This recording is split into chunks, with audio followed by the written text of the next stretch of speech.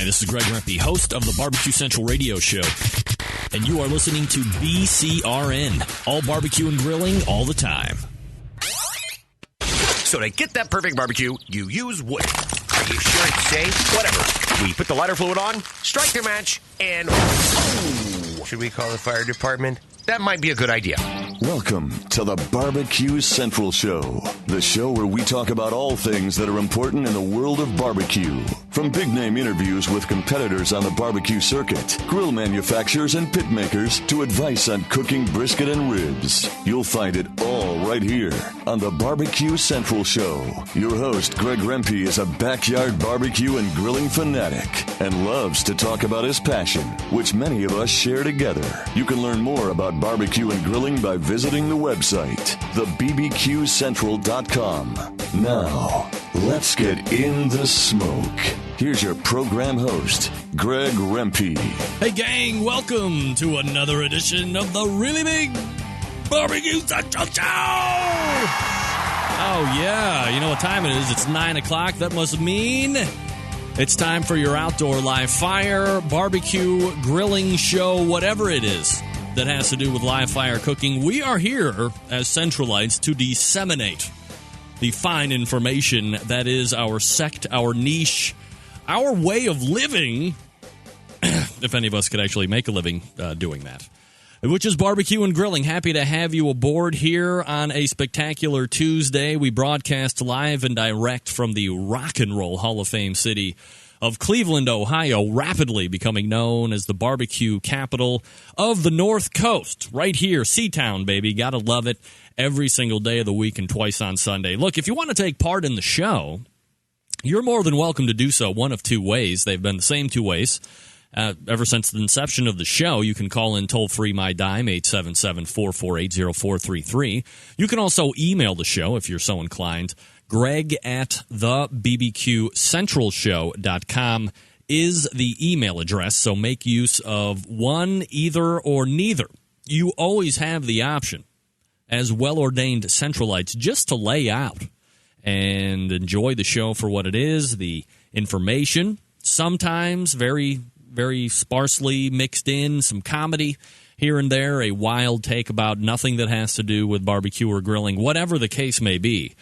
This is why we tune in. You can just lay out. You don't have to call in. You don't have to bring anything, as one of the local sports talk show hacks says, bring it strong to the show. Just enjoy it for what it is. More than happy to have me help guide you through the next 2 hours of barbecue and grilling talk. You might be asking yourself, Rempe, you haven't been keeping abreast of the Facebook or the Twitter, and I have not subscribed to the newsletter. First of all, why have you not subscribed to the newsletter yet? It's a weekly document that I put out for all of you people to get ahead on what's going on during the show each and every week. It comes out Tuesdays at 3 p.m. Eastern Standard Time. And we still have room left. I think like 40 slots left for the newsletter. You can, of course, subscribe to that by visiting the Barbecue Central Radio Network's website, which is thebbqcentralshow.com. And then I believe there's a link that says newsletter. And just put in your name and email address. I do not sell those to anybody yet for money. Anybody listening? But look, it's your opportunity. Plus, every once in a while, if there's a tremendous deal, if somebody has decided to give away a spectacular discount, that's the first place that I go to let people know that good things are happening for the Centralites that take part on the newsletter. For instance, when Fred Gross of Mojo Bricks decided to give us that 56% discount for the past week, and that just ended on July 10th, by the way, so too bad for you if you procrastinated. But I disseminated email and newsletters directly as soon as we were able to link that up and that it went live, and people were taking part in that by leaps and bounds. So you always get the insider information from the newsletter. And again, you can just go ahead and sign up if you want to. TheBBQCentralShow.com is the Barbecue Central Radio Network's website. And there's a link. It says right there, newsletter. Go ahead and get in on some of that. You'll be happy that you did. I want to welcome everybody that's at the Outdoor Cooking Channel. We do simulcast first hour from home base, latalkradio.com, which is the place that has carried the first hour of the show pretty much, well, not even pretty much, since the inception of the live show back in 2007. Sam Hassan and the mad genius over there at LA Talk Radio. Of course, we've picked up a new affiliate where the video feed and audio feed is as well, outdoorcookingchannel.com. Oh, by the way, we'll be talking with Kevin Bevington coming up in about 10 minutes from now, and we're going to be enjoying talking about his hot success of Outdoor Cooking Channel. Hopefully, some of you have been able to take the Outdoor Cooking Channel in, aside from Tuesday nights at 9 o'clock. Actually, we pretty much own a 4-hour block from 7 until 11. Wait a second, we're not in Vegas. But we do own that time slot here on Tuesdays, and then again, the show replays on Thursdays as well. So I always thank Kevin for continuing to air a show, which otherwise would get no audience. But if you have not decided to take apart and see what's happening with all of the other stuff, then you have to go ahead and get into the video archives and see all the great shows that are there. And then there's more and more live content. You know, once I jump the board, baby, this is rocking and rolling. We're going to bring live shows in once a week. And Huck's Hut is going like every other week with live shows. I believe Huck is scheduled to do a live show tomorrow at 8 p.m. Eastern Standard Time. And then the guys at Wired Barbecue Television, Dave Baldine, also going to be actually covering live barbecue events, contests over the weekends. That's going to be starting in a couple weeks as well. So not only is there a lot of great on-demand content, as being somebody that is very familiar with doing a live show and then also having content available for download. Look, you have to understand, the people that are online right now, we have roughly, well, I'm seeing 14 in chat, but I'm not sure exactly how many people are watching on Outdoor Cooking Channel. We have roughly 35 live connections just on the audio side, and it's taken a long time to build this type of an audience that actually comes here on a Tuesday. I mean, is there nothing better to do on a Tuesday than listen to some guy in Cleveland talk about barbecue? Who am I? But you do it, and I'm very humbled that you bother to even pick it up live, which is great. Live shows are the best because you never know what's going to happen. But then it also gets uploaded just a few hours after the show ends, and the majority of people that listen to the show, believe it or not, I know it's going to come as a shock, are podcasters, where we get maybe 100+ live connections each and every Tuesday, which when we started, it was like 25. So we've been able to steadily grow that number. But that'll level out because, again, it's a very niche market, and we're here doing whatever it is that we're doing on a Tuesday. But we're talking 50, 60,000 downloads just on the audio side of the show through the iTunes and through the XML feed. So there's certainly no discrepancy, and there's certainly no seeing who's king when it comes to how you listen to the show. The hardcore fans have time, make time for it live each and every Tuesday, and not the non-hardcore fans, but the people that need to have it kind of fit into their schedule, which is the majority of you. Do it on podcast. Either way, I like it. Like Mr. Kevin K says, get in the smoke. But you're right. Nibble me this, which is that's Chris over there. I do like live listeners the best. Message to you, podcasters. Don't take this as a direct insult, but the people that are taking time out of their personal lives, that are making an effort to turn into this show live each and every Tuesday, by far my favorite part of the Centralite audience. Nationwide hardcore, affectionately, I refer to them as my Triple X fans, if you will. Is that okay if I say Triple X fans? Is that too creepy? Sorry about that if it is. All right, so we have Kevin Bevington coming up here in just a few. Whoa. Hold on a second here, Woody. We have Kevin Bevington coming up in just a few short minutes. Segment after him, Scott Roberts will be coming on to talk about sauce and rub reviews.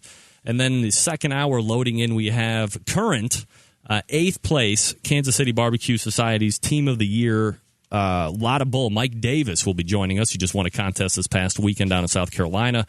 And then rounding out the second hour, monthly contributor to the show, Robyn Lindars will be joining us. You know her as Grill Girl, so that's what we have lined up. 877-448-0433. Greg at the BBQ Central Show barbecue.com. And there you go. All right. Here we go. Let me tell you, because I know this is everybody's favorite part of the show. It's when I do the live reads. But look, I got to tell you about Fred's Music and Barbecue. They are located in Shillington, Pennsylvania. And here's something that I did over the past week. You know, I get a lot of sauces into the test kitchen that is Barbecue Central Radio Networks, okay? And I'm constantly pressing to try and test these, and I just don't want to open up a bottle. I'm sure there's a lot of bloggers out there in the internet wonderland that get sent bottles of sauces to review all the time, and they open it up and they take a taste, and that's pretty much it. What do they do with the sauce? I don't know. When I get a bottle of sauce, I want to make sure I put the time and effort into tasting each and every bottle, and that might happen over the course of a week where I'm testing it on a whole bunch of different, a veritable cornucopia of food, treats, confectionaries, and delights to make sure I can give you an accurate review of the sauce. One of the best sauces out there, and I can't obviously tell you from competition experience because I don't compete, but one of the best sauces out there that's new and exciting is the Smoking Guitar Player Sweet and Tangy Secret Sauce. It's got that sweet, but for me, I love that little bit of tang that happens on the end. And from Fred's accounts, because people are reporting back to him that are using it, it is getting very good scores in competition because, as we will probably hear from Mike Davis coming up in the 10 o'clock hour, a sweet wins in competition. So here's a sauce, at least as a base, that could give you a very good shot at increasing your chicken ribs, beef, and pork scores. And the judges seem to be digging it with the sweet stuff because that's what's winning out there on the circuit right now. And one of the secrets here, folks, and I believe this is key to why the sauce seems to work so well, is it's used with the same spice block as the original Smoking Guitar Player's Smokin' Good Original Rub. So, seems to make sense to me that if you're using the Smoking Guitar Player's Original Rub and the sauce, your chances are heightened, dare I say, to increase those scores because you're using the same flavor profiles. What do you hear from the top pit masters out there on the competition circuit each and every week when I'm interviewing them? You have to sit there and use the same profiles, meld flavors together, and you can do that with the secret sauce and the Smokin' Good Rub, only from Fred's Music and Barbecue. That's Fred's Music and BBQ.com is the website. Fred's Music and BBQ.com. Not to mention, or not to dismiss anything about the sauce, but he is a premier retailer of pretty much anything that you need that has to do with barbecue and grilling. If you need grills, if you need smokers, if you need cold smokers, if you need pizza ovens, for crying out loud, specialty flour or dough making equipment maybe, thermometers, cookbooks, wood chips, chunks, doesn't matter. Fred stocks it all. And he is a trusted online retailer. I know I say it all the time, but you want to make sure that when you spend your money out there, the products that you buy are going to get to you and done in a timely fashion, and Fred has it covered from top to bottom. Fred's Music and BBQ.com. That's Fred's Music and BBQ.com. We will raise Kevin Bevington up to talk about Outdoor Cooking Channel next. Stand by. Broadcasting live from the Barbecue Central Radio Network studios in Cleveland, Ohio. You're listening to the Barbecue Central Radio Show. Once again, here's your host, Greg Rempe.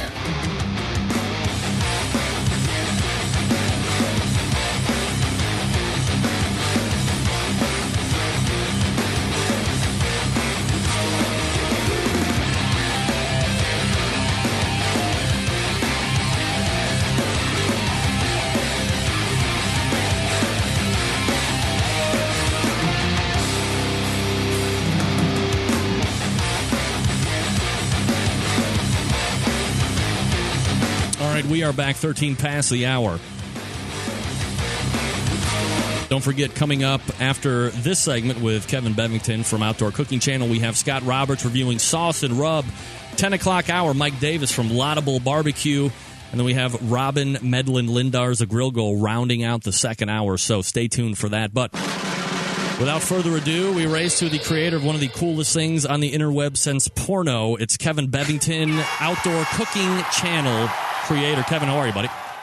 Hey, Greg. Thanks for having me on again. I appreciate it. Certainly my pleasure, Kevin. Lots to get to in regards to the web adventure that you have going on with the Outdoor Cooking Channel right now. So for those people that might just be tuning into the show that really haven't gotten their feet wet with the whole website, give us a little re-background on it, when you launched it, and kind of what the focus is on what you're looking to do with it moving forward. Well, just kind of move back a little bit. The Outdoor Cooking Channel, I've been working on this for a long time, but I actually launched it, I'm thinking it was about 9 weeks ago is when I actually launched it, right around 8-9 weeks ago. And we've done real well. We're getting great traffic, and we really appreciate the response that we've gotten. And we've been trying to add content in as steadily as we can, and we've got quite, as you put it, an archive. We got quite an archive of stuff in there, not only for you but for all the shows that are here. We have some great stuff that's coming up as well. I mean, Wired Barbecue starting later this month. We've got Huck. That hopefully I can get some more of his stuff in here. Make sure whoever's on here, make sure you tune in to him. He's on here live tomorrow night. And we've also got a number of other things. Probably by the end of August we'll have some more Dutch oven content. I hope to be able to be announcing something here shortly on who that'll be coming in. But we try to cater to all outdoor cooking. I mean, not just barbecue, but barbecue, grilling, Dutch oven cooking, tailgating, just about anything that could possibly fit into that. I mean, even going out and fishing and cooking it, that would actually fit too. But so we're always still looking for content as well. So if you happen to know somebody down the street or yourself that happens to have a show in your hip pocket, give me a call. Definitely. Kevin Bevington joining us here on the show. OutdoorCookingChannel.com is the website. Kevin, when you were getting ready to launch it and you were trying to get content in, how did you go about trying to decipher what you thought was going to be relevant enough to put on there? Obviously, you kind of mentioned that it was not going to be as niche as just barbecue and grilling. But there's a lot of stuff there on the internet ever since YouTube has come out. You have Vimeo, you have Vidler, all these places where you can upload videos of whatever it is that you're doing. How were you able to decipher what you thought was going to be pertinent to the channel and something that you would try to bring on? Well, it was just taking a look at what could fit. I mean, and just myself. I mean, I'm a backyard griller and barbecuer and whatever. Have been that for a long time, and I like to watch cooking on TV myself just as much as anybody else. So I also entered into the picture what I'd kind of like to see too. But I think I think this needs to fit anything that can fit in that outdoor realm. I mean, one thing I don't have on here yet is tailgating content. I'd love to get some of that in here. But it's just a matter of just trying to figure out what fits in that niche. I mean, if you look, in cable, you'll see content that fits in that realm spread across the spectrum. You won't see it specifically on one channel anywhere, and we want to have it here. We want to have all of it here. All right. So since you've started airing, you've launched it officially. How have you been able to track your progress? What have been some of the highlights? And perhaps what have been some of the pitfalls that you didn't necessarily plan for as you launched out? Well, pitfalls, there were quite a few, but I've moved it along. I mean, there's plenty of times when I could have just said forget it, but I moved it along, and we're going to continue to move it along as best we can. I mean, but one thing is technology pitfalls. I mean, and we'll continue battling those. I'd like to be able to get it to where, and we're working on it, to where iOS devices can view this. Right now they can't. I mean, it's Flash. I'd like to get this, get an HTML5 format to where you could view it on a iOS device. That's an Apple device for those of you that I knew iPods, that, of course. iPads. Okay, so in case anybody's wondering, but Yeah, that's probably, and set-top boxes is a big one on the radar. And what I mean by set-top boxes is Roku. There's going to be a number of you out there that know what Roku is. We're trying to get on there in a big way, and that's a programming endeavor that we've got to undertake. And Boxy is another one we're going to try to get into here very shortly. So distribution is really kind of a big thing on the radar. Period. And of course getting content. I mean, that's an ongoing thing. And that's been a big pitfall. The other thing has obviously been capital. We've been trying to, we've essentially bootstrapped this ourselves and have gone, broke in the meantime. But it's essentially, that's been the thing. I've had a couple, people say they're in at one point, then they're not in, and so I've kind of gone through quite a roller coaster ride in terms of as far as that's concerned, and I've just kind of plugged ahead and seeing how far I could take this, but overall I'm pleased. We're treading new ground here. There's not anything like this. I mean, there is in other niches, but there's certainly not anything like this in the outdoor cooking realm. That's for sure. Kevin Bevington joining us here on the show, creator of Outdoor Cooking Channel, which can be found at outdoorcookingchannel.com. Kevin, I mean, is the ultimate goal to be on or to be available to regular, cable satellite ultimately, or would it be, with the proper investor, do you think it would be just as successful in a web-only format where you're having, live and on-demand content as well?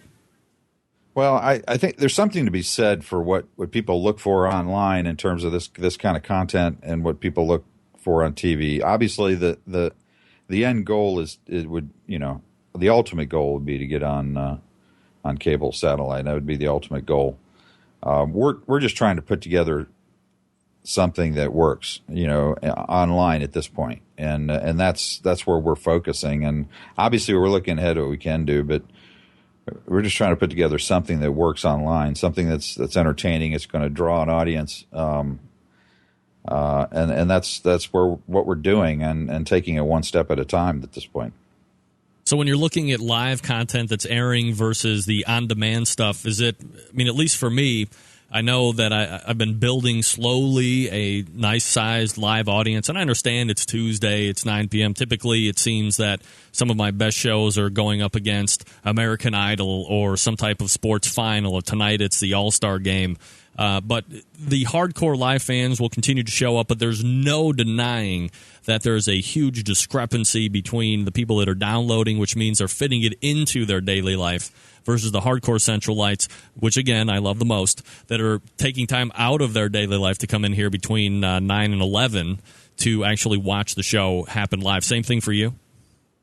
Absolutely. I mean, and that's why we also have video on demand. I would say, during the day, the biggest audience is obviously video on demand, and I've kind of stepped it up in there, over the past month in there as well, as far as upgraded, the player, et cetera.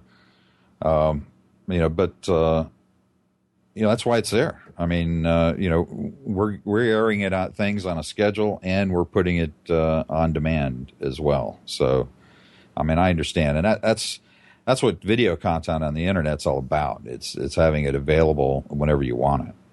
All right, so you have this idea of Outdoor Cooking Channel. You spent all this time to put in the foundation and the infrastructure to actually get this thing on the internet, and then you've launched it. You've had it now on for 9-10 weeks, as you said. Give me a gauge of A, how successful you think it is right now, and B, where you want to take it in the next 5-6 months. Well, right now, we're averaging right in the neighborhood of about 300 people a day, which for a website that's been launched for about 10 weeks, I think is a huge success. We'd like to take that in another 6 months. We'd like to have, obviously, many times that, but a lot has to do with content. A lot has to do with what we can get in here. And I think with what we've got planned coming in here, we should do well. I can't wait till we get Wired Barbecue in here. I mean, Dave has a huge amount of content. If I can ever get him talked into getting it edited and getting it on here to get in here. I mean, he just does. He's been shooting videos since 2003 at KCBS competitions, and there's a ton of stuff that he can bring in here that I'm going to keep on his back until he does bring in here. So I can't wait till we get Wired in here. Of course, those that are familiar with Wired Barbecue, he's been working with Kyle Lavelle lately, and Kyle is quite a character and a great front man for the show, and I'm looking forward to it. And I think there's going to be a big audience there, and that Dave shows up at contests, and we've actually aired a few contests live already on Saturdays. And it's some of the Wired is going to be on Friday nights, and we'll also replay on Mondays. Maybe even more. We'll have to see, but but right now he plans on, at least in the beginning, being live on Friday night. So we'll see how that goes. But there's going to be a mix of live and produced content from Dave and Wired Barbecue in there. But I'm looking for good things out of Mr. Huck, if we can get him going too. Huck's panel show is a nice fit, I think, and if we can get Huck in here regularly, we'll be doing great here. So, and also too is if I can start getting in more, like I said, of the Dutch oven content and tailgating content, I think we'll be right there. All right, so great things happening here for Outdoor Cooking Channel, especially coming into the future. Not to switch gears too harshly, but obviously if anybody knows Kevin Bevington, you do a little Google research, find out that he was one of the top premier competition cooks for a number of years before you had to get your health together, and now you're kind of rolling out to perhaps do that again. But when you were out there dominating the Florida Barbecue Association for 5 years, also kicking the crap out of a lot of KCBS teams at the same time, you have very successful rubs and sauces. How are those still working out for you? Well, I appreciate you bringing that up. Obviously, we still sell the rub, and we still sell quite a bit, and those savvy teams out there are still buying it. Because it's still winning. I still see teams that use it still winning, and obviously that's what we're going to use when we go back out again. But I appreciate you bringing it up. It's still there. Off of homebbq.com, you can certainly find it on the online store link, or go to bbqstore.co.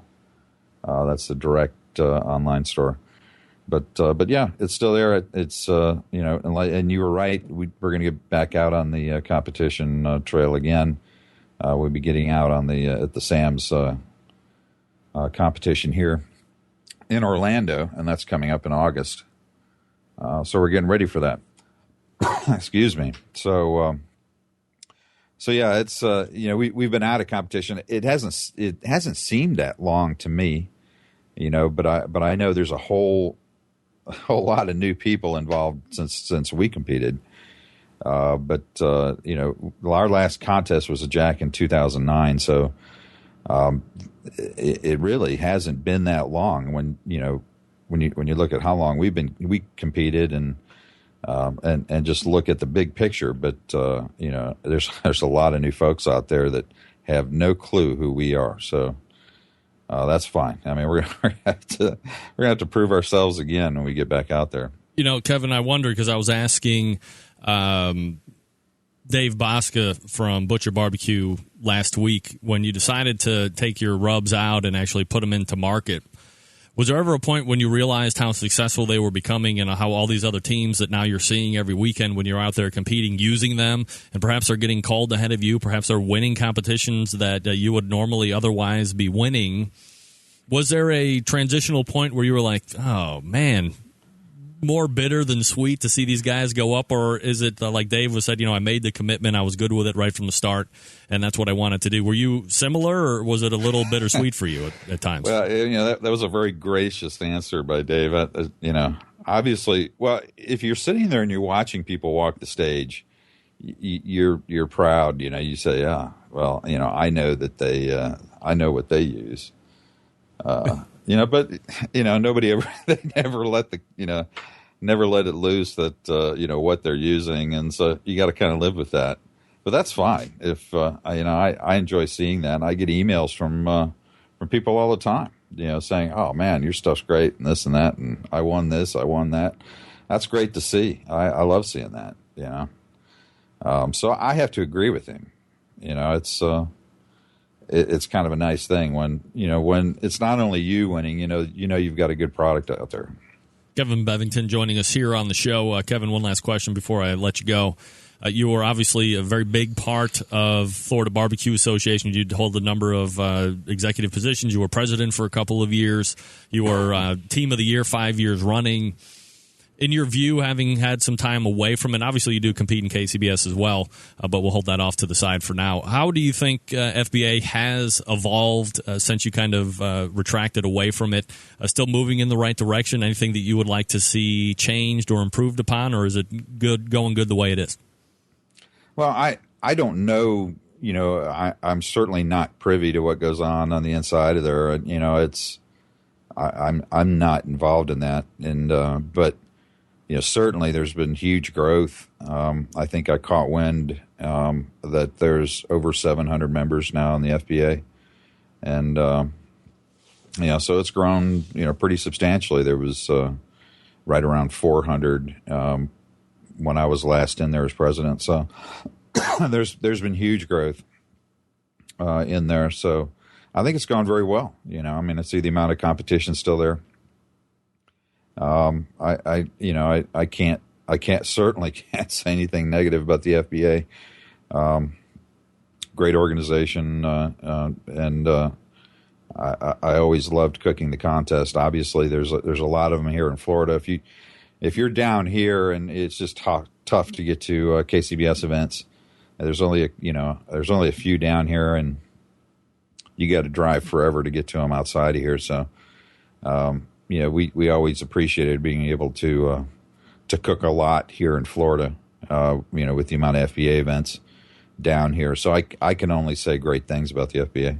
Kevin Bevington creates Outdoor Cooking Channel, and you can find it at outdoorcookingchannel.com. We have a number of people taking part in the instant feedback here, and we certainly appreciate that. So hopefully the audio listeners only are also going to be heading over there at some point. Also, if you're looking for Kevin's rubs, and what he's got purveying over there, homebbq.com is a great website in case you've never checked it out. Kevin, always appreciate the time. Thanks for coming out tonight. Thanks. Appreciate it, Greg. Thanks for having me on. Take care. There he is. The great Kevin Bevington. Man, hey, teams, if you don't know Home Barbecue, yeah, you're pretty much screwed because they won everything when it counted. Watch out. Watch out. Yeah, not the team to go, oh, they must be new on the block. That's the thing with competition barbecue these days, especially over the last couple of years. I mean, how many teams have cycled in or out? How many teams have decided that they would like to get into it a little bit more because they've seen it on television or whatever the case may be? That's a team you don't want to discount by any stretch of the imagination. So I'm sure if him and Claire show up, word's going to get around to the noobs that that ain't a new team on the circuit, to say the least. So thanks to Kevin Bevington for coming on the show and talking about Outdoor Cooking Channel, a little bit about those rubs, too. Great rubs, and he didn't even bother going into the selection that he has. He does have the barbecue rubs, but he's also got a great salt rub for steaks, and he's got a habanero orange that goes great on fish. Just a number of great rubs to try, and they're all one better than the next, so go ahead and give them a try for sure. Thanks again to Kevin Bevington for coming on tonight.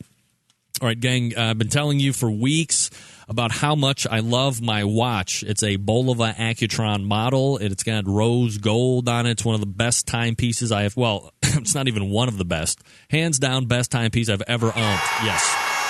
Spectacular. Conversation starter. It keeps spectacular time. Feels nice. It's not like a big brick on my wrist or anything like that.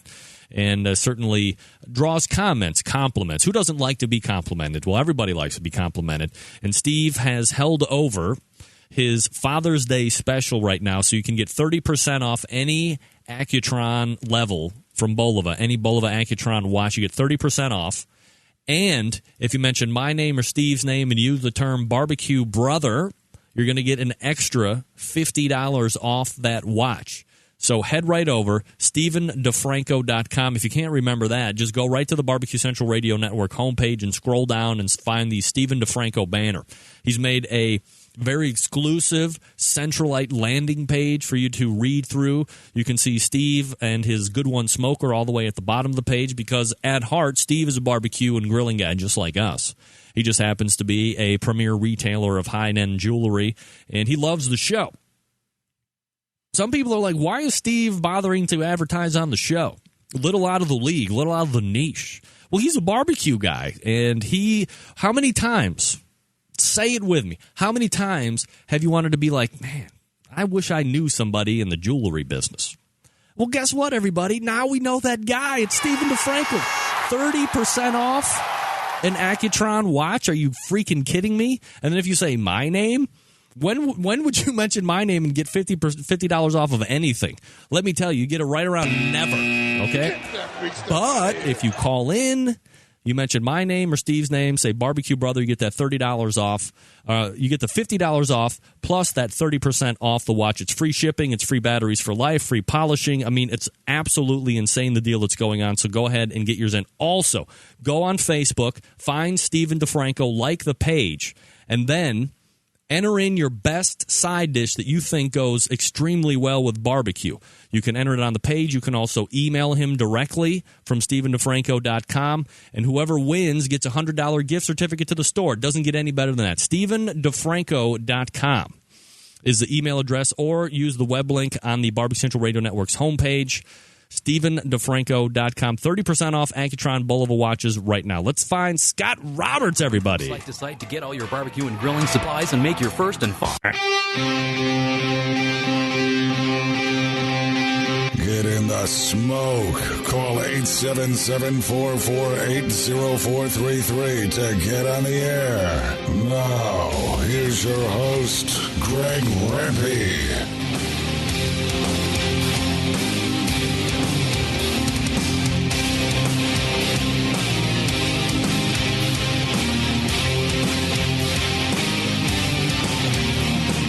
Six past the hour. Thanks again to Kevin Bevington for coming on.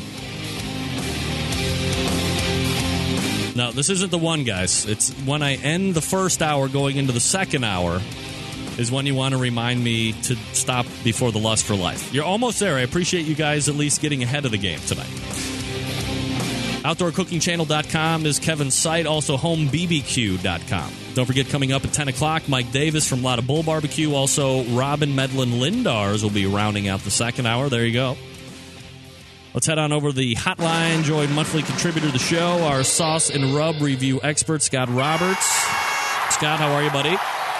Fantastic. How you doing, Greg? By the way, happy belated birthday to you. Oh, hey, look at you. All right. Scott, thank you. 2 days late, but since we haven't talked, I'll take that as right on time. And I always appreciate you making time out for the show. Scott, before we get into the reviews tonight, how about a little inside information on what's happening over at ScottRobertsWeb.com? Same kind of stuff. I've been doing a lot of promotion on the NOLA Hot Sauce Show. I'm getting a little feedback here, by the way. I'm unable to attend this year, but the New Orleans Hot Sauce Show is this weekend, Saturday and Sunday, the 16th and the 17th. There's going to be a lot of fun stuff down there, a bunch of sauce vendors. There's going to be the first buffalo frog leg eating contest down there. That would be a lot of fun for the participants and the spectators of that. So a lot of good stuff going on down there. Hold on, wait a second. Scott, go ahead and wish with me a happy birthday, 45 years old, Patrick P. in the instant chat room. Scott, I'm sure you're able to wish him happy birthday as well. Happy birthday, Patrick P. Right. Hope it's a good one for you. Thanks for joining in tonight. All right, so always great stuff. Scott, I did want to also mention, again, for the people that missed it last time, you were right on the money. We were talking, I think it was now 2 or 3 episodes ago, about flaming buttholes and terrible diarrhea with this Bolochia Trinidad Scorpion Death Pepper. You said it was definitely going to be the Guinness Book of World Record one. You thought, I think it was going to be a year, but it's actually been moved up quite a bit than that, hasn't it? Oh, it was probably, a couple weeks after I had predicted that? Yeah, maybe a couple weeks. More like a couple hours, I think. Yeah, well, they had to get the okay from me. I think that's what it was. All right, so you signed off on it. Now it's in the books. Tonight we're going to be reviewing stuff, as we always do with Scott Roberts. He is a review expert extraordinaire, and we're starting off tonight, easy peasy, Foods Barbecue Insurance barbecue sauce. Yeah, bizarre name, but for a sauce, it's not too bad.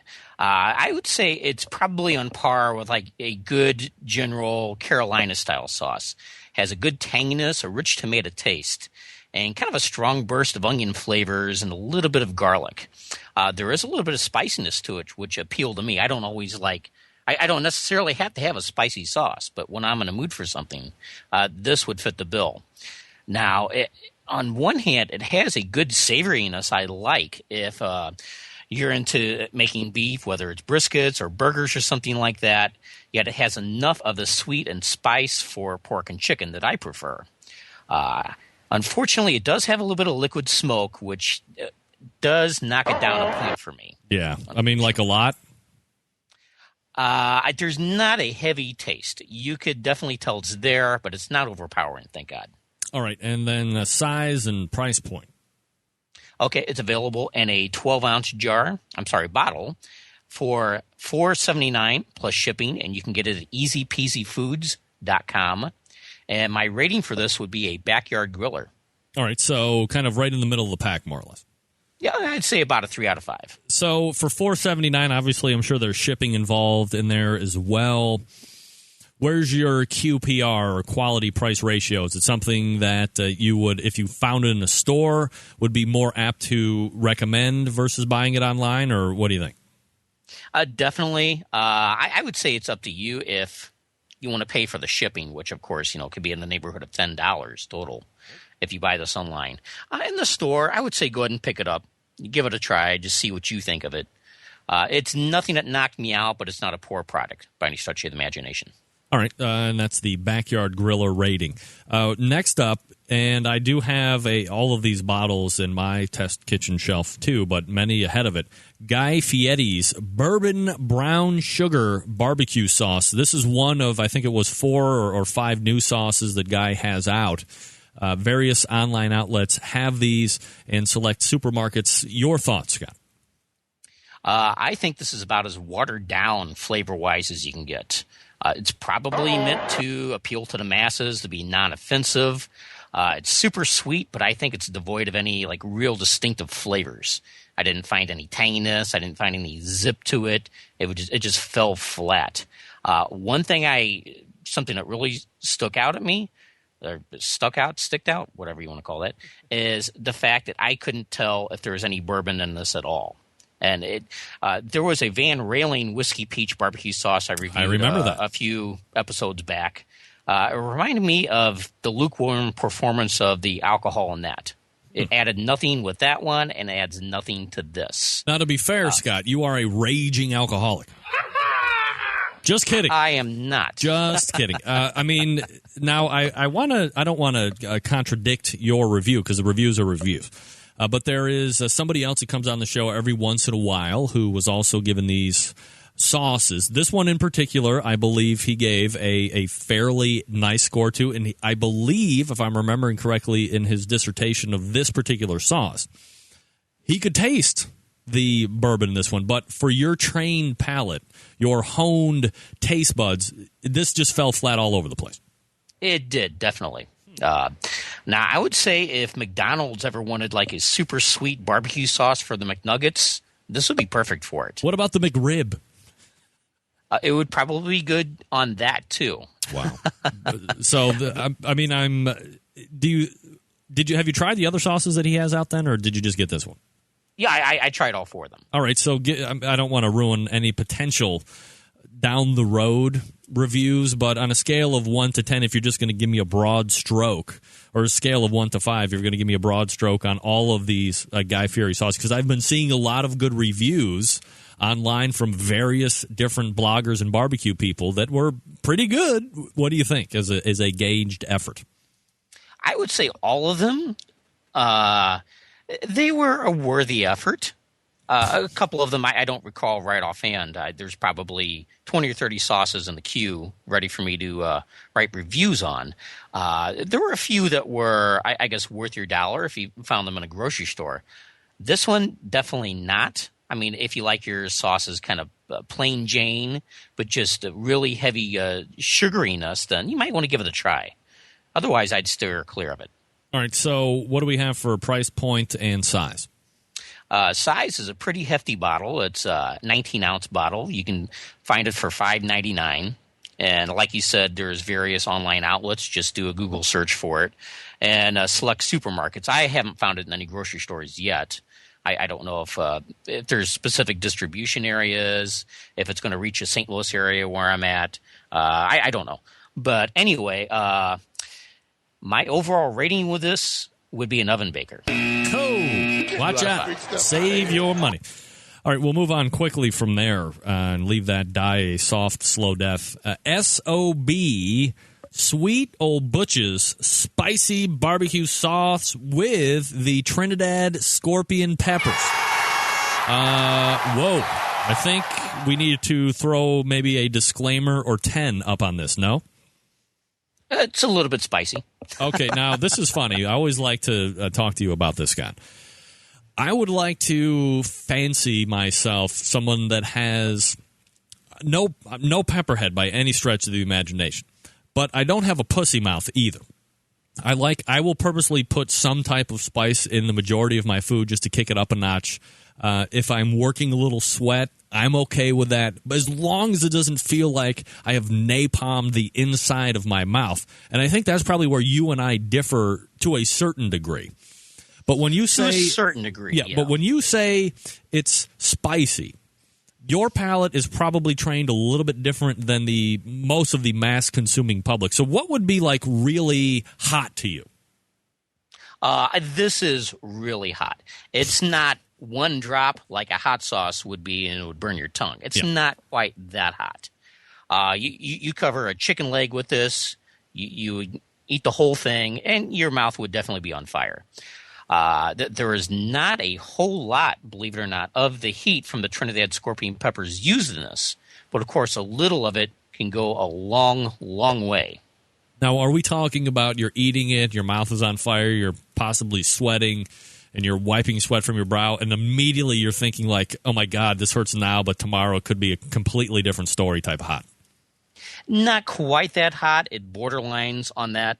I would say if you definitely love a lot of heat with your barbecue sauce, but you enjoy flavor too, then give this a shot. Of course, whenever you first taste it on your tongue, the core of the flavor is a ketchupy tomato vinegar bite, kind of like a Carolina-style sauce. But I would say within 3 to 5 seconds, you'll feel that heat just flare up in your mouth.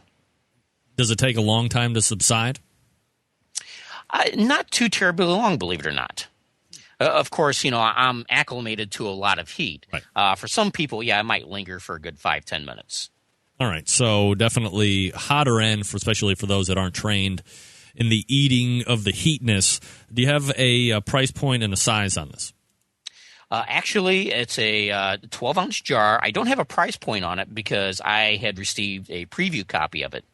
The person who makes this, as you might have guessed from the name, Butch, is Butch Taylor. Of course, you shorten the name to Butch T. Yes, it is the guy that the Trinidad Scorpion Butch T. chili pepper is named after. Huh? He was the one who basically got a hold of some of the seeds and spread it around to different chili heads around the country to grow the peppers. This was several years ago. Now, he owns his own sauce company called Zydeco Sauces. So this is his version of a really spicy barbecue sauce. Any idea for price? I don't know right offhand. He was supposed to give me some information soon on it, but I would keep an eye on his site, and he has one of these bizarre long URLs that, there's a trillion names in it. If I were a member of the listening audience, I would type in Zydeco hot sauce, spelled Zydeco hot sauce into Google, and I think it's the third result that comes back. So just keep an eye on that site, bookmark it if you want to. If you want a nice tangy tomatoey sauce with a lot of bite, give this a try. All right, give us a rating on this one. Rating, I would give this a backyard griller. All right, so not too bad, middle of the road. So I believe, if I'm not mistaken, Easy Peasy Food Barbecue Insurance Barbecue Sauce and the SOB Sweet Old Butch's Spicy Barbecue Sauce with the Trinidad Scorpion Pepper, both backyard grillers tonight. That's correct. And then we had the Guy Fieri's bringing up the rear, finishing well behind the rest of the pack tonight. Yeah, with Oven Baker, 2 out of 5 rating. All right, Scott, people want to know that I have you on every month. You're doing sauce and rub reviews. Being well known in your particular, fiery foods niche, are you getting a lot of sauces sent to you to try? Do you just go out and buy a lot of hot sauces to have stuff to talk about here every month? What's going on with you? I probably get an average of 5 to 10 products a week to review, and that could be – that's mostly sauces with a few, seasonings and rubs thrown in there. I'm probably backed up with literally over 100 products that I still have to review. I have an entire bookshelf full of stuff I got to cover, taste, and review. There's at least 50 bottles of things in my refrigerator, things that I normally use, things that I'm planning to review within the next month or so. Yet I still do. Every time I go to the grocery store, I go to the sauces, I go to the Asian section, Mexican, the barbecue sauces, condiments. I have to look at everything every single time just in case there's something new out there. And if there is, I'm very tempted to pick it up. And it's not uncommon for me to bring 5 or 6 sauces home with me that I didn't plan to get. All right. Well, we have the Easy Peasy Foods Barbecue Insurance Barbecue Sauce, Guy Fieri's Bourbon Brown Sugar Barbecue Sauce, and the SOB Sweet Old Butch's Spicy Barbecue Sauce with the Trinidad Scorpion Peppers. 2 of the 3 scoring pretty decent tonight. So there you go. Scott Roberts, always appreciate the time. We'll look for you again next month. Okay. Thank you, Greg. All right. Take care. There he is, Scott Roberts. ScottRobertsWeb.com is his website, ScottRobertsWeb.com. Over 100 products backed up. Wow. I thought I had some backup going on in the world of stuff when people send me. I got, probably a couple things every week. Try this, try that, which I'm always happy to.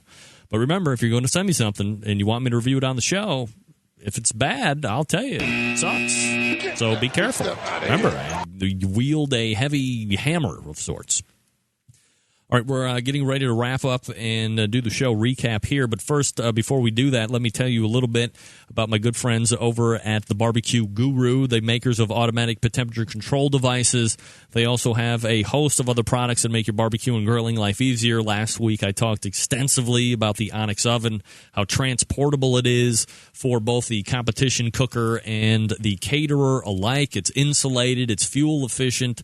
Obviously, it can be fitted with one of 4 different automatic temperature control devices made by the Barbecue Guru. You can find them 2 ways. You go online, thebbqguru.com. You can also call them toll-free, 800-288-GURU, 800-288-GURU. You can talk to Bob Trudnak. He's been on the show a number of times. He will help you outfit your specific cooker with exactly the right fan, with exactly the right power adapter, all of that good stuff. So you're not just kind of sitting there online wondering, oh boy, is it a 6-millimeter fan? Is it a 10-centimeter fan? I don't know. Bob is there to help you along with a bunch of other very highly trained staff members to make sure that your purchase is phenomenal. Also, they just happen to be a dealer, a carrier, a provider of wicked good charcoal. Some of the highest rated charcoal, especially if you go on the Naked Whiz. You talk about lump charcoal. You want to see if your particular area has a good charcoal. You see it there. Go to nakedwiz.com and see. Wicked good charcoal gets rave reviews all over the internet. It's very hard to find. But the good folks over at the Barbecue Guru have it in stock, and they will ship it out to you very carefully, so you do get those nice size chunks. Absolutely. Also, they carry Blues Hog barbecue sauce. If we're talking about Blues Hog, I have a favorite Blues Hog. I have a not-so-favorite Blues Hog. My favorite Blues Hog is the Tennessee Red. It's absolutely fabulous. It's a little spicy for me, so maybe for you it might be even more spicy, but it's really good. I like the thinner myself. I'm not that big of a fan of the Blues Hog Original, and maybe that's why it does so well in the competition circuit, because it's so freaking sweet, but it is, like, for me, over-the-top sweet, but I will cut them like 50-50 or 75% red and 25% original Blues Hog sauce. It is really a kind of a good mix once you get out, but the original is flat out of the thing, too much sugar for me. They also carry the slabs and Dizzy Pig rubs too, so be sure to check them out. TheBBQGuru.com, 800-288-GURU. We're going to give away some rooftop barbecue sauce here. Big name interviews, advice on cooking brisket and ribs, and the only host willing to share his honest opinion on all things important in the world of barbecue. It's the Barbecue Central Show. Thanks again to Scott Roberts for coming on. ScottRobertsWeb.com. It's a place to find him. We reviewed 3 sauces. One sucked. That happened to be Guy Fieri sauce. The other 2 were Backyard Grillers, right in the average. Huckles, we talking guns tonight, buddy, or what? Get them out! Get them out! Dude, I killed some paper on Sunday, buddy. Tight groupings. Oh, dead-eye at 10 and 15 feet. I took it into the bar and shot patrons just to spite you. Nevertheless, Scott Roberts joins me. Don't forget, coming up in about 10, 15 minutes from now, Mike Davis from Laudable Barbecue. We're going to be talking to him about his big win over in Greenwood, South Carolina this past weekend. And then we have the ever fabulous GrillGirl.com host, blogger, creator, Robyn Lindars. Probably around the 10:35-ish time frame. We're going to have to see how it goes with Mike, since it's a second hour, little longer format. So we always want to make sure that we get the long format in, and then Robyn will round out the second hour. So look forward to that as well. Let's go ahead and give away some rooftop barbecue sauce. It's their competition sauce. It's doing very well. That is actually on my list right now to try starting not tomorrow, but Thursday through the weekend. So I will have a review on that as well. 877-448-0433 if you want to try the rooftop barbecue sauce. 877-448-0433 is the number to call. Thought that Kevin Bevington did really well during his segment talking about Outdoor Cooking Channel, and I'm very excited for him to actually get back into the competition scene. I'm sure there's a lot of teams that actually aren't excited for him to get back into the competition cooking scene. He was using Fast Eddie cookers for a number of years, and then I believe he is looking at going back to the old school cooker that he initially started competing in, which was the Lang cookers. So that would be an interesting thing. It seemed like all the rage for however long was the pellet-style cookers. Fast Eddie's still doing very well on the competition circuit. But trying to get back, I wonder, and I'm going to ask Mike Davis this here in the second hour. Wait a second. We're going to go grab a winner first. We go to area code 503. Name and where you're calling from. Newburgh, Oregon. My name's Tim Burt. Tim, how are you, buddy? Great. Tim, we have some rooftop barbecue sauce that we're giving away tonight. It's the competition sauce. You interested in that? That would be frickin' nice, man. Right. So all you need to do, Tim, is email me your shipping information. It's greg@thebbqcentralshow.com, and I'll get that down to Andy, and he'll send it right out to you. Perfect. I love your show, man. All right. Appreciate it. Thanks for calling in tonight. Don't talk over me anymore, Tim, or you're never allowed to call in. Area code 636, name and where you're calling from. Adam Swoger from Washington, Missouri. How are you, Adam? I'm doing pretty good. How are you? I'm doing absolutely fabulous, Adam. Thanks for asking. We just gave away the rooftop barbecue sauce, Adam, but I believe I do have some Albuquerque sauce and rub if you would like to try that. That sounds awesome. All right, Adam, send me your shipping info, Greg at thebbqcentralshow.com, and reference albuquerqueseasonings.com in the subject line, so I forwarded the winnings to the right people, okay? All right. All right, thanks for calling in tonight. All right, thank you. There he is, Adam, Missouri. Good night now. All right, let's wrap this second hour up. Thanks again to my first hour's guests. That was Kevin Bevington from OutdoorCookingChannel.com. We happen to be simulcasting on there right this very instant. The home base in Cleveland, Ohio, the Barbecue Central Radio Network studio. LA Talk Radio ditched off about 10 minutes ago. OutdoorCookingChannel.com carrying the live video feed, which I still have no idea why you people want to see me. I've classed up the banner in the background. Let me take a look at that, see how that's looking on my FMLE. Yeah, like it. Like that a lot. Very professional. Very Mike and Mike in the morning. OutdoorCookingChannel.com is his website. Also, he does have sauces and rubs that do very well in the backyard and in the competition circuit as well. HomeBBQ.com is his website. Also, if it's not me, I'll get rid of the video. Believe me. Nothing would make me happier. Also, thanks to Scott Roberts for joining me. We reviewed some sauces. Guy Fieri sauce. There was one that had Trinidad hot peppers in it. There was another one that talked about having insurance about it or something. Those two were the backyard grillers, so right in the average. Guy Fieri sauce lost. Don't get it. Let's not do that. Don't forget, coming up in about 10 minutes from now, it's Mike Davis from Laudable Barbecue. Also, rounding out the second hour, Robyn Lindars Grill Girl will be joining us. Stick around. We will be right back.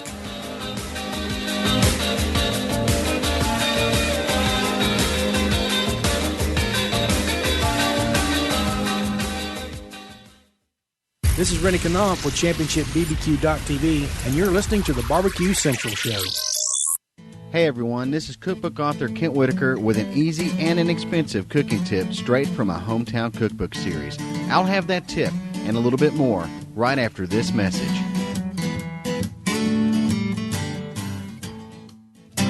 Hey everyone, cookbook author and award-winning barbecue guru and homestyle chef Kent Whitaker here. You know, one thing I've learned over the years is that homestyle cooking can't be beat. So if you need a great cookbook that's easy to follow and is similar to having a great conversation on the front porch with family and friends, then pick up one of my books at your favorite bookstore. Sheila Simmons and I are crossing the country in search of great recipes, from Texas to Georgia, from Tennessee to Alaska. So just ask for one of my cookbooks at your favorite bookstore, or visit me online at thedeckchef.com. I'm Kent Whitaker, the Deck Chef. I'll see you at the dinner table.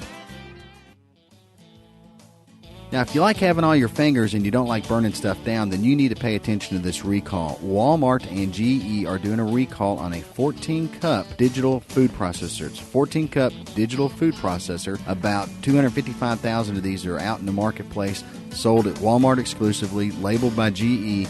And what's going on with these things is that the mechanism that keeps them from engaging without the lid on may not work. So you may have your fingers in there, a spoon or something like that, and it'll cause a problem. And there also may be a problem with them catching on fire.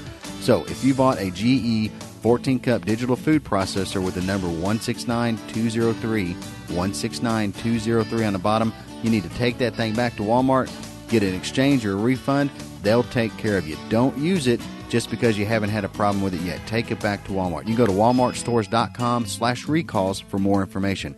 That's a food safety tip, not concerning food, but a product that could get you hurt. So take that thing back to Walmart. They'll take care of you. A lot of great tips and recipes online at thedeckchef.com. Until next time, happy to have you aboard here for the really big barbecue show. We cook because we have to, and we grill because we want to. Fine, how's it going? You have a great show. I'm a big fan. So what seems to be the problem here? This man looks like he's dead, and he's in the crackle. Charbono! It's all about the charbono, dude! Succulent fish! What? He ate 54 wieners. But listen, Lavernius, shake a face. I'm shaking like a dog shit peach seeds. You could use it to fight off creeping marauders looking to take your steaks off your grills. I just like being anywhere with Junior, Senior, and Diva. Sounds like a whole other type of movie. Wow. Yeah, really. Keep it hot, keep it clean, keep it lubricated. We have top men working on it right now.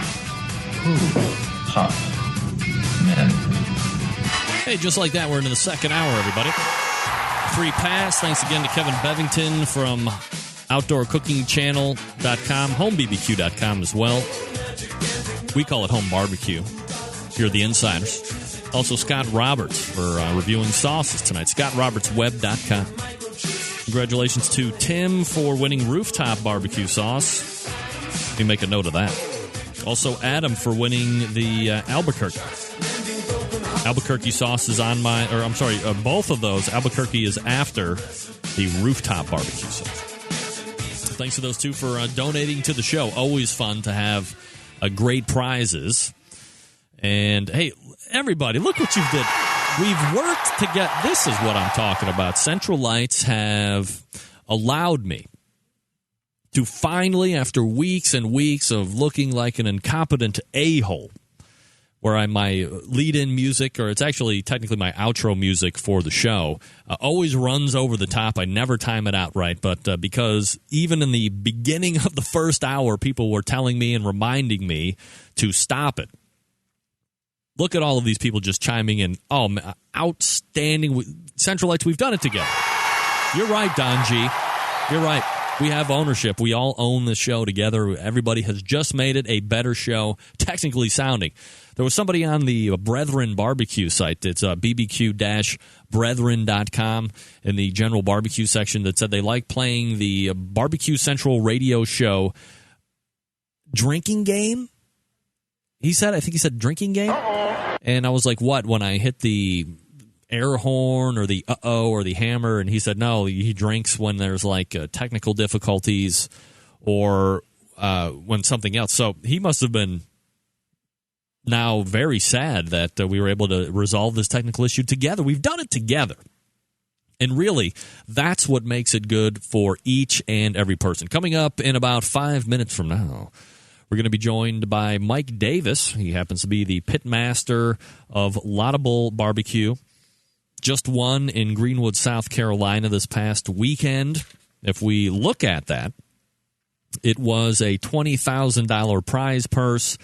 Again, Greenwood, South Carolina. And there were 59 teams. Let me look at this. Yeah, 59 teams. And there were a small handful of some of the top teams out there on the competition circuit.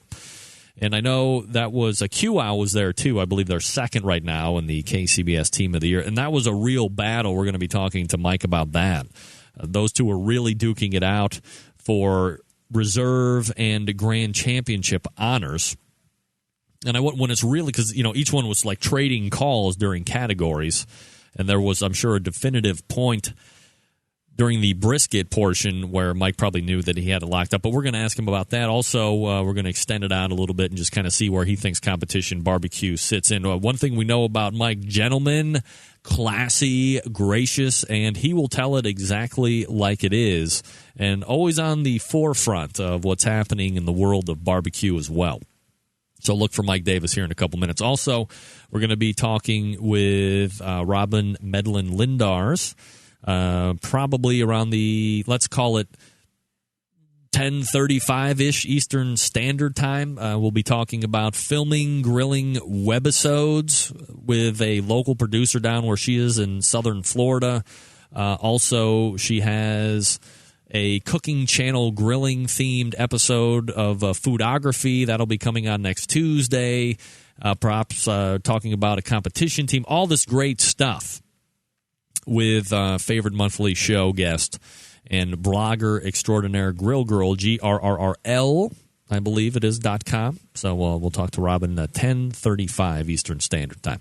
Adam already claiming his prize, the sauce winner, Albuquerque sauce winner. There you go, Adam. Good for you, buddy. We're going to get that right down. Also, got an email in from Patrick, and Patrick says the rooftop barbecue sauce arrived. Thanks a lot. For the record, let me make sure I can read all this. For the record, and because the truth is the truth, that is a better sauce than most I have tried lately. Seriously considering it in a comp recipe. First competition-style sauce my 94-year-old mother-in-law, my wife, and I all thought were good just going into initial testing, but most sauces I tried just don't make it this far at all. Good stuff. And again, Patrick, happy birthday, buddy. Thank you for the review. You know, I give away millions, if not at least tens of dollars worth of merchandise each and every week on the show. And few of you, and you know who you are, even bother to tell me if it sucks or if it's great. So I appreciate the feedback. The fizzback. None of you actually know what fizzback means. But this is what it's all about, a little feedback from the listeners. All right, I don't know about you, but quite frankly, I'm sick and tired of trying to segue in even the next 35 seconds. I want to get right to the man with the master disaster, treat you like pastor plan, the pitmaster of Laudable Barbecue Team, Mike Davis. So we're going to go ahead and run into him. Why not? As promised, joining me now is a multiple-time, I believe 4-time American Royal winner, Team of the Year in 2006 of KCBS. They were runners-up in 2007. They finished 7th overall in 2008. Last year, they were a 5th place. He also has a very successful line of barbecue rubs and sauces. If you're any fan of the show, you've heard him on a number of times. One of my favorite guys to talk barbecue with, pitmaster of Laudable Barbecue Competition Cooking Team, Mike Davis, joining me here on the show. Mike, how are you, buddy? I'm doing good, Greg. How are you? I'm doing absolutely fabulous, Mike. Always appreciate you taking time out to join me here on the Tuesday night internet radio show, talking a little barbecue with you. Had a great weekend this past down there in Greenwood, South Carolina. 59 teams line up for this event. Laudable comes out on top. Now that you've had a few days away from it, Mike, how do you think the cook went for you? And did you have to contend with anything out of the ordinary during this weekend? Well, no, it was really a pretty ordinary weekend for the summer as far as that goes. You know, we had a lot of heat this summer that's been quite out of the ordinary, but we got a little rain, kind of cooled things off, and then the heat came right back again. So we were pretty happy with everything we turned in. It wasn't anything just over the top, but it wasn't anything horrible. So we were happy going into the turn-ins and after it was over with, and it worked out well for us. You know, Mike, you mentioned the heat, and you travel all over the country to cook in various barbecue competitions. Do you really have to game plan or be able to adjust on the fly if you're not really knowing what type of weather you're going to be cooking in? Because obviously storms or heat could show up more than it's predicted for. Do you have to game plan for that on a weekend in, weekend out basis? You know, believe it or not, Greg, that's probably more of a by the seat of your pants type thing. Just for a high heat, you know, you got to know whether your cooker's going to cause a heat spike, and it's going to hold heat more. Is it going to dissipate more in the cold weather? It's not really anything you plan. It's just knowing your equipment and knowing how to react really quick to when it does happen. Mike Davis joining us here on the show. Mike, you had some pretty stiff competition this past weekend. In specific, you had Mike Wozniak from QWOW, and you guys were kind of going back and forth during all those turn-ins. He's the reigning KCBS Team of the Year. Does going up against those top echelon teams pretty much weekend in, weekend out for you really pump you up a little bit more, or have you been doing it so long now that you remain pretty even-keeled regardless? Well, we try to stay more even keel regardless, but you know it's always fun to have Mike and Beth there, to have other top teams. Bubba and Shannon were there. You know, there's just a host of good cooks that were there at this weekend, and all over anymore. You know, we used to say that you could bottom feed. You know, in some places. Well, that's been gone for a couple of years now. No matter where you go, you got good teams there. And for me, it's all about the competition. I love to see others there, just to see if you're still good enough to run with the big boys or not, you know. There was a lot of talk earlier in the year with gas prices anticipated to be up, towards 5 gallons during the course of the summer, that people are already starting to scale back on competitions. Have you been traveling the road? Have you seen any type of discrepancy or a disparaging amount of teams that you thought might be at competitions that aren't, or have they been still pretty well attended? You know, I think the economy with the gas prices has caused some people not to travel out as far. We even spent a month at home in Oklahoma doing some Oklahoma contests, and I got to tell you, Greg, it was pretty nice being able to drive 100 mile, 125 mile, and be back home in my own bed for a few weeks, and then come back out here and hit it again. But gas prices seem to have come down a little bit, so I think that'll loosen some things up. I bought diesel for the other day in South Carolina for $3.60, and I almost got excited about it for a few minutes. I thought, golly, what am I doing here? This is the plan. You know, you're paying $1 more, $1.50 more than that, and then when it backs down to $3.60, you're getting ready to do cartwheels. I know. I don't know. Silly, isn't it? That is that's some type of trickery, I think. But what are you going to do? Yeah. All right, so let's go ahead and look at your categories by turn-in. You, of course, get called out for chicken first. Now, was this competition calling out top 10, top 15? What were they doing? They call it top 10, All right, top 10. So you finished third in chicken overall. That's obviously the first category that they call at each competition, typically. And when you turned it in, you said you felt good about all the turn-ins, but when you turned the chicken in specifically, did you think it was, top 3 chicken out of 59 teams? I did. I actually did. We know when our chicken is on, and it was on this weekend. There was no doubt about it. So my official taster had already given me the thumbs up that it was good before she took off with it. So now let me ask you a question here, Mike. It almost seems without fail when I talk to pit masters out there on the competition circuit, and now that I've been doing the show for almost 3 years live, I've talked to a number of them, whether it be on the air or off the air through email or whatever. And chicken always seems to be a category that is mystifying. It's an enigma. It's something that you do really well at 4, 5, 6 weeks in a row, and then all of a sudden it'll start to fall off for some unknown reason. Do you guys still have issues with chicken here or there? Has it always been a fairly consistent category for you? How is it for Team Laudable? Well, for chicken for us has always been fairly consistent.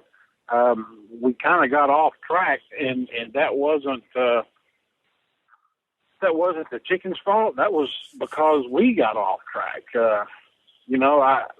David tells me, just leave it alone, it'll come back, and it always does. But, I get a little antsy every once in a while. It doesn't hit top 10, man. I'm ready. I want to try something different. But she calms me back down. She says, no, you can't do that. You got to stay with it. What have you been preaching all these years, And chicken usually sets the tone for us. If we do well in chicken, we usually do well in the contest. If we don't do well in chicken, then we don't do well the rest of the contest. All right, so as you track your scores over the course of, let's say, a month or 6 weeks, and you start to see a steady progression of a category starting to fall off from where you would deem it to be successful otherwise, when do you start to make changes, and how do you make changes? Are they very minimal? Will you start to make less than wholesale changes, or will you just change the boat altogether? No, it's less than wholesale changes when you make something. It's got to be very minimal. You have to go back. I have to go back a couple of years when something falls off. It's usually something that I've done, that I've changed in the course of the process of how we do it or what we use. It's either more of a product or less of a product. And if I think back, and I just get right back to the basics, and it all falls back in place again. It's really so simple that it's almost silly. Mike Davis joining us here on the show, pitmaster from Laudable Barbecue, talking about the competition that he won grand champion in Greenwood, South Carolina. By the way, that's the South Carolina Festival of Discovery. Ribs is the category next. So you placed third in chicken, so you got to be feeling pretty good about that. Ribs is the next category up, and not as high, but it's a top 10 call, so you've walked the stage now twice. How did the ribs turn in for you? Well, the ribs, I thought when he called the ninth place, I'm always happy to get a top 10 call regardless, but I kind of looked at David and I said, they're better than that. And, of course, I marched right on up there and got that ninth place. So we thought they were better than that, and there was obviously some excellent ribs turned in along with it. So we'll take the 9th and go on. So we're looking at, and it really did shape up to be kind of a very nice, interesting contest between you and you, Debbie, and Mike and Beth. QOW finished first in chicken, and then in ribs, they were 15. So you didn't see them get called. You get called twice right off the bat. When they won chicken and you didn't see them get called, a little relief. Do you not really think about that when different teams are getting called up? Yeah, we actually kind of tracked just a few people and who's got what. We knew he had the first. We had a third. We got a 9th, and he didn't get a call. So we're kind of feeling pretty good about that. At the time the rib category was over. All right, so a third place call, a 9th place call. We move on to pork. You finish 4th there. However, Mike finishes, QOW finishes 3rd place, so just one spot above you. So we're starting to get kind of hotly contested because nobody knows where Mike finished overall in the ribs portion at that point because they're only calling top 10. Exactly. How did you feel about your pork tournament?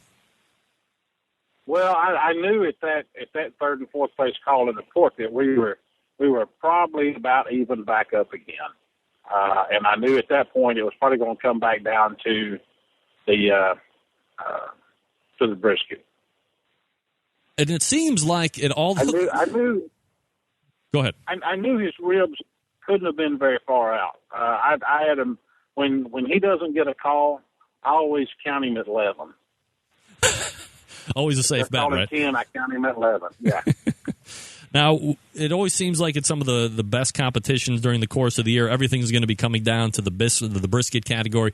Last category, always kind of deemed one of the tougher individual categories to cook all the time.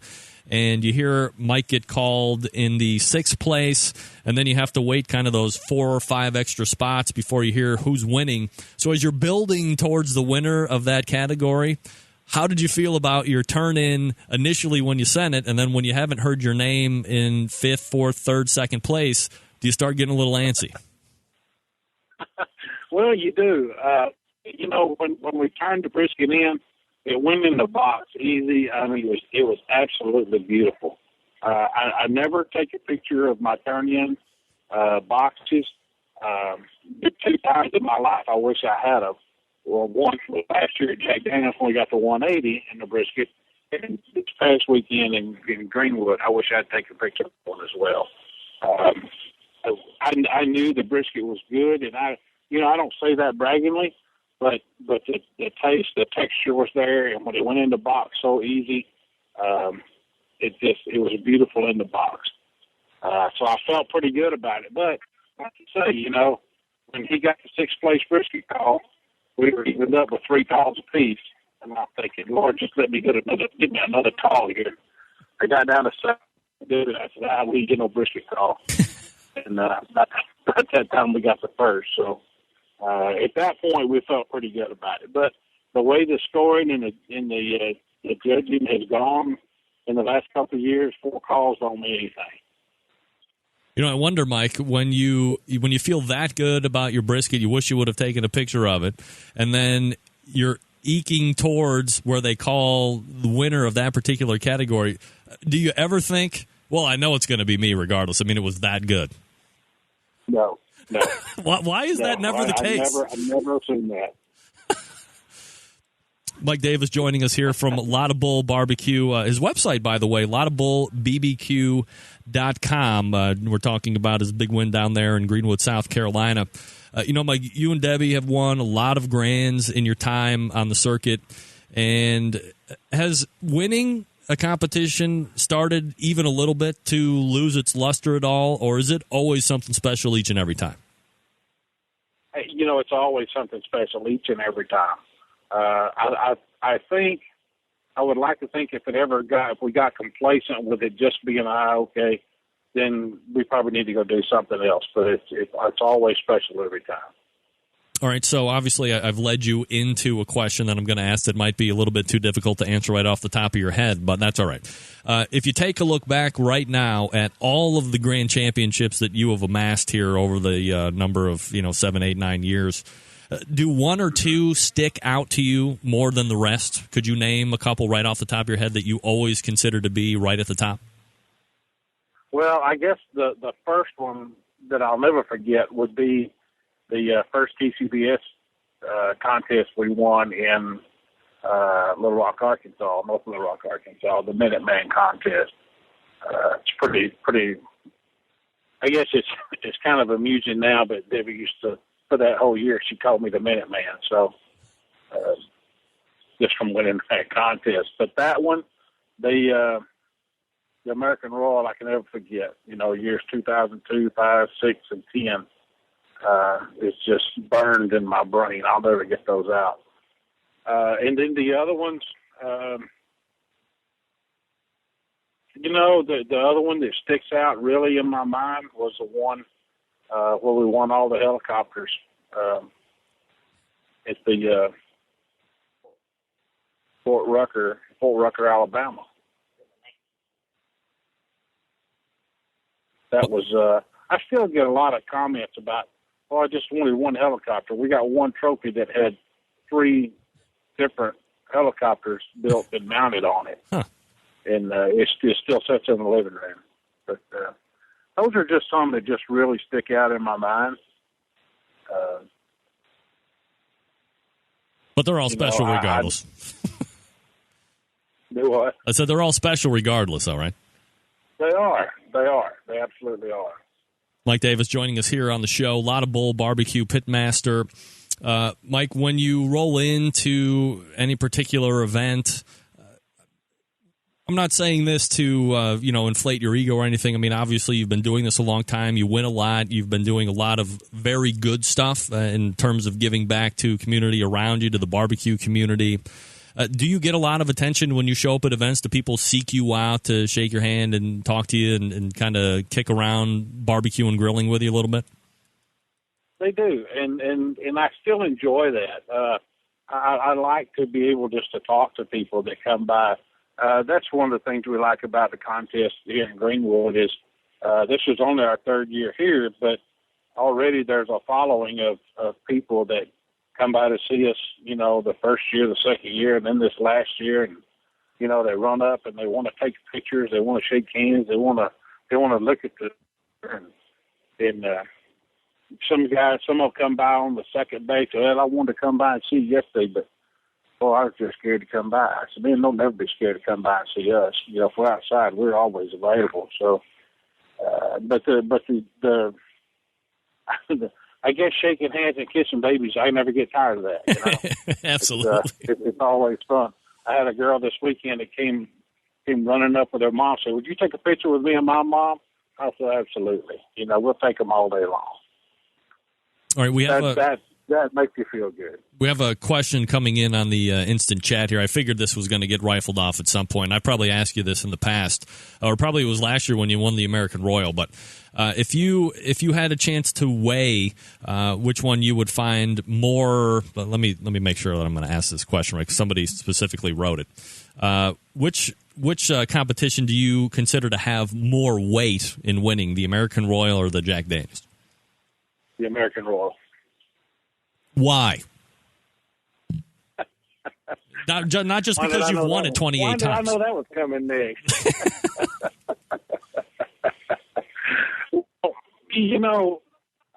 I enjoy going to the Jack Daniels.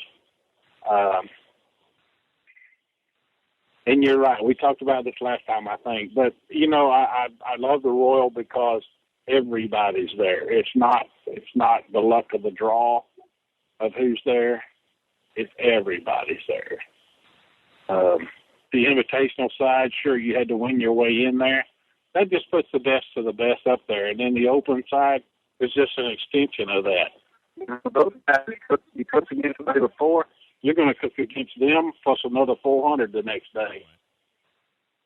So I don't know how you could ever compare that to the Jack Daniels. I mean, the Jack is a lottery type admission with some automatics that go along with it. But there's a lot of good teams that should be in the Jack that don't get there, that never make it there. Mike Davis joining us here on the show. By the way, I agree with that opinion. Not necessarily a popular one that I share every once in a while on the show, but that's all right. At least I got somebody that agrees with me. Mike, you also... exactly. Yeah, now, because you're doing so well in brisket, I wanted to ask you, it seemed over the last couple of years, Wagyu beef has become all the rage. Everybody wanted to get their hands on it. Snake River Farms has formed a very small monopoly on that type of stuff. Are you guys also partaking in the Wagyu beef brisket, or do you stick with the regular stuff? No, we do. We've been using the Wagyu brisket for about 3.5 years now. Only ours comes from Spruce Branch out of Pittsburgh, Texas. It's a family-owned beef cattle ranch that is solely Wagyu American beef that raised on their ranch. So. And have you found there? I mean, obviously you have, but you have found when you were able to get your hands on this versus what you had been using in the past to be a substantial enough difference to switch from what you were using in the past to what you're using now. Yeah, it was. I mean, it was a little trickier to learn how to cook because of the high fat content in the meat. But once that was established, I don't cook nothing else. I want to cook it every weekend. Is there a huge taste difference between it? There is. Like I said, because of the fat content, you have to learn how to cook it a little different. And if the fat content's higher, then your flavor is a little different. It's almost a rich, buttery taste. So in doing that, you have to be careful with what kind of seasonings and rubs that you pair it with. And the amount that you have to use, because there's so much fat trying to come out of that meat when it cooks that if you're not careful, you'll end up with a bland taste meat, not necessarily what you normally would look for in a brisket, but the fat content will actually wash the rub out. If that makes sense. Yep, absolutely. Mike Davis joining us here on the show, pitmaster of Laudable Barbecue Competition Team. You can find their website, laudablebbq.com. Mike, also, you've been introducing, these rubs and sauces that you have available. I imagine these are all still for sale, and you're doing pretty well on those? They are, yeah. We've, in fact, we have some new deals working with some distribution on some of the rubs, and we're pretty excited about that. But, yeah, we have our sauce. We only have the one sauce, and then we have the 3 different rubs. The Red Dirt, which is primarily a beef rub that's used on brisket. An Unbelievable's all-purpose seasoning. And then we also have a Bull Buster, which is our steak seasoning. And these are for sale on the website as well?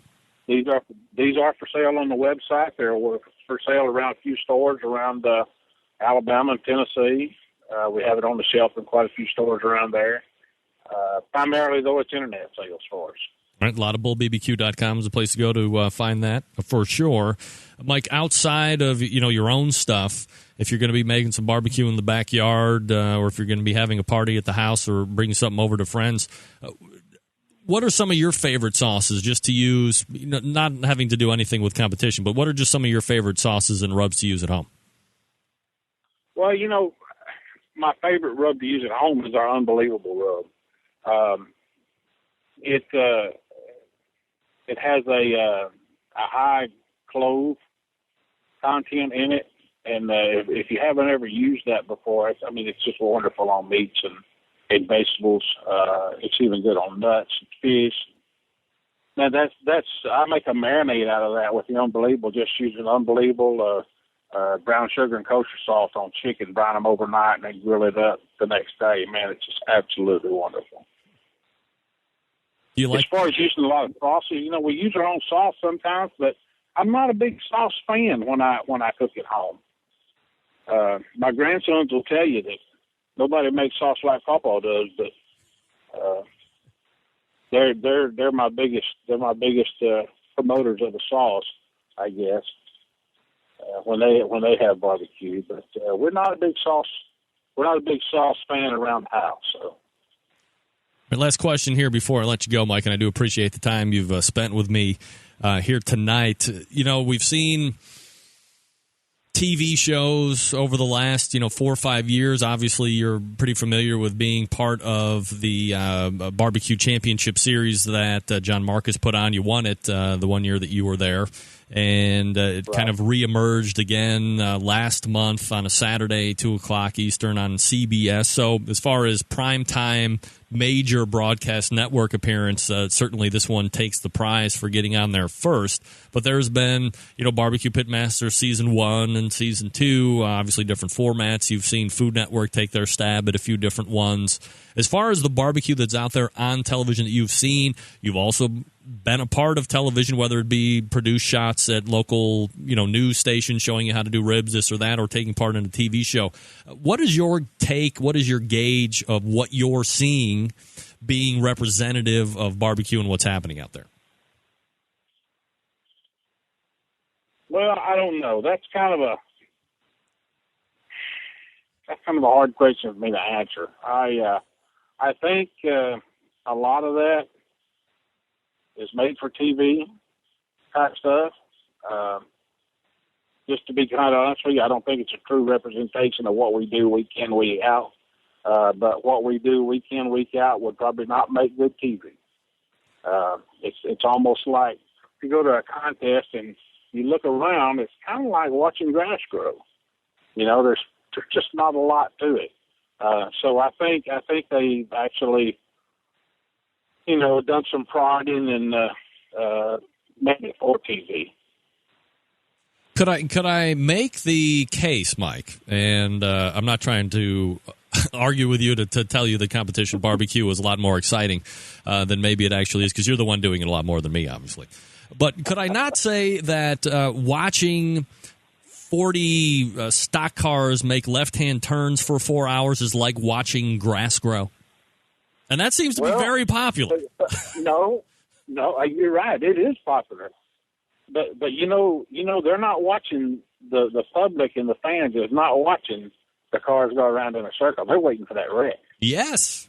So why not? Why wouldn't the wreck be, the turn-ins and the calls at the barbecue competitions? That could be our wreck. I kind of think that's the way it should be. About 10 minutes of watching you cook, and the rest of it should be at the turn-in time. The turn-in and the awards time. That's where all the action's going on. I'm just under the belief, and maybe you would know, and maybe you have a theory on this too, that if you could latch on to a team, let's just, it could be two different ways. If you're going to shoot it, because there always seems to be a continual draw to, reality television. And if some type of a production company came up to you and Debbie said, look, we want to focus it with the premise being competition barbecue, but obviously it's going to be you two that are making people turn back in to the show each and every week because, something's happening to you guys on the road or, whatever it is that reality is happening. Oh, by the way, you're showing up each and every weekend and you're doing competition barbecue, and we kind of fall back on that. So I think that could potentially be a good show where you're just focusing on one team. Any validity to my thought there, or completely unbased? I think you're right on the money. I think that's what it's going to take to make it happen. When you get ready, you just call me. We'll do it. Yeah, as soon as I get that money and my John Marcus friend. And the other thought I had was this. Why, as you said, the most exciting times are, point A, point B during the weekend. There has to be a filming crew out there that can package that, and then in between breaks of NASCAR or in between breaks of National Football League shows, this and that you can show almost another competition inside an actual competition. What do you think about that? Oh, you absolutely could. I think you're right on the money. That could very well happen. It's amazing. I'm still just sitting here behind a microphone doing a radio show on the internet, nonetheless. It's outrageous. I can't believe it. Mike Davis joining us here on the show and agreeing with me every left turn. That's why he's my most favorite interview ever, starting now.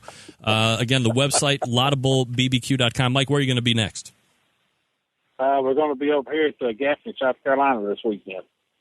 Anybody? Got a good card. Got a good card lined up. I think this morning, I think you had 45 teams signed up over here, and it's a little small contest, a little small town, South Carolina, but for some reason there's 45 teams showed up here. Mike, when you get down to specific regions of the country that I guess are more known for being a barbecue mecca than some of the others, do you ever switch flavor profiles at all to meet the people that are out there, or do you just stay the same regardless? No, we stay the same regardless. So look for Mike down at Gaffney, South Carolina, and where are you going to be at after that? We'll go to do the Sam's Club in Memphis the next weekend. All right, so that's always going to be a big draw out there, too. So Sam's Club, Gaffney come this week. Sam's Club after that. I mean, you happy to see Sam's Club come on board with Competition Barbecue?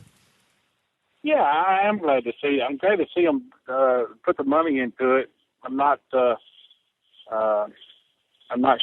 sure that it was all set up correctly, but we're glad to see it be a part of KCBS. Yeah, absolutely. All right, you're currently sitting in 8th place right now, at least from last update, for Team of the Year. I know when we talked after you won the American Royal, you were creeping up the charts there as far as, 1, 2, 3 overall championship, but you made it a very definitive point during the end of our interview saying, look, if we're not there, we're not going to chase it towards the end of the year like there had been the year past with I Smell Smoke and Pellet Envy and Iowa Smoky D's. You had other interests that were lying as far as business of barbecue. Same thing this year, or will you make a run? No, same thing. We kind of have our path that we'd like to run, and that's what we're going to do. Last year we could have made a difference into that 3rd place, but it wasn't worth the trip to California to do that. So at some point you just got to use your head. That's right, absolutely. Mike Davis joining us here. He's the pitmaster of Laudable competition team, currently sitting in 8th place overall for Team of the Year KCBS rankings, and won the competition in Greenwood, South Carolina just this past weekend. Mike, always appreciate the time. Thanks for coming on tonight. Oh, you bet. Always a pleasure to talk to you, Greg. All right, take care. Good luck this weekend. It's Mike Davis. Class act, buddy. Class freaking act. You know what? I'll do it again. Absolutely. Fabulous.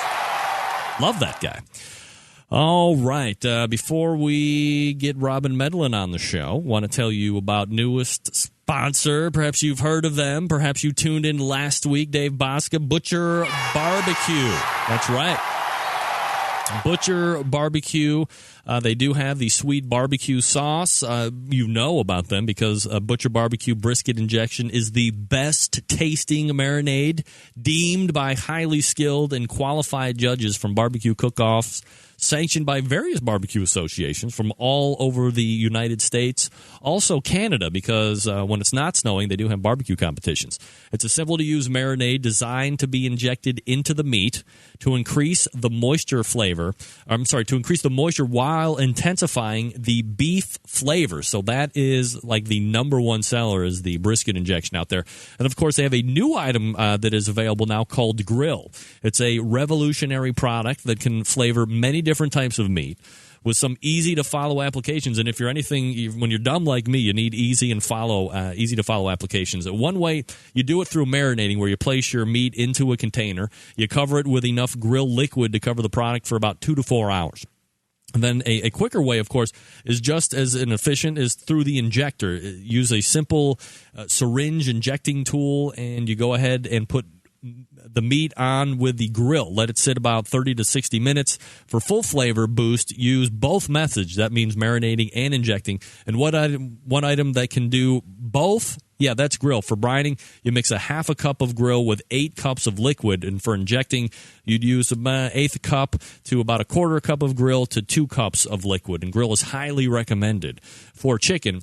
But, of course, after you taste how great it is on chicken, you'll realize it can be used on ribs. You could do it on steak. You could do it on pork chops. It doesn't matter. It will give you all of the moistness expected while adding a great grilled flavor.